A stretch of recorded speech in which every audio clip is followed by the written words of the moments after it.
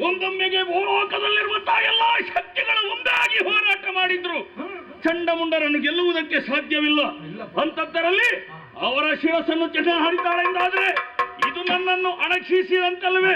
ಇನ್ನು ಸುಮ್ಮನಿರಲಾರೆ. ರಥವನ್ನು ಏರ್ತಿನ ಸೈನ್ಯಕ್ಕೆ ಆಜ್ಞೆಯನ್ನು ಕೊಟ್ಟು ನಾನೇ ನಡೆಯುತ್ತೇನೆ.